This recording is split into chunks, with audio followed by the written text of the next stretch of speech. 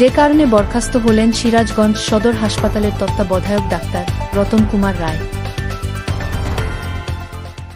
কেন এখানে আসলেন এবং গতকালকের শর্ট কথা বলবেন? জি, কালকে আমাদের ছাত্র যারা আছে তারা আমাদের জেনারেল হসপিটাল, সদর হসপিটাল ওখানে গেছে, অনেক রকমের অনেক কিছু রয়েছে, মানে অবৈধ কিছু করছে, যেমন চিকিৎসা ভালো হচ্ছে না বা অপরিষ্কার, বিছানাপত্র নোংরা, এটা নানা রকমের রোগীদের কাছ থেকে অনেক রকমের কমপ্লেন পাওয়ার পরে ডাক্তার তত্ত্বাবধায়ক যে ওনার কাছে ওরা যা দাবি চাপিয়ে করছে, তখন বলছে যে আমাদের লোক সংকট, হ্যাঁ মেয়ে নিচে ঠিক আছে আমরা পরিষ্কার করে দিচ্ছি, আমাদের লোকের কিছু সমস্যা আছে। তখন আমাদের ছাত্ররা ওদের কাছে বলছে ঠিক আছে আমরা লোক দিব, কালকে আমরা কিছু লোক দেই, এই কাজে পরিষ্কার করাতে কি কোনো সমস্যা আছে? বলছে না।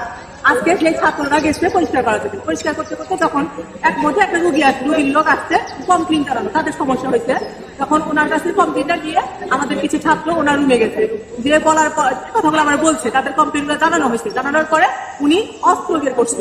অস্ত্র তো বের করছে সেটা মানে জানের তো হামলা দিছে, প্রাণের হামলার পরে উনি যেটা করছে এটা হচ্ছে ওখানে আমাদের দুটো মেয়ে ছিল,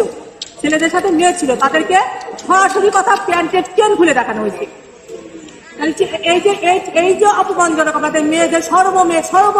মেয়েদের অপমানজনক একটা এরকম অবস্থা, উনি যে কাজটা করছে এর জন্য আমি তার পদত্যাগ সর্বসাকল্য ক্ষমা দাবি, উনি ক্ষমা চেয়ে পদত্যাগ করবে এবং আইনত শাস্তি ছাত্র সমাজ থেকে।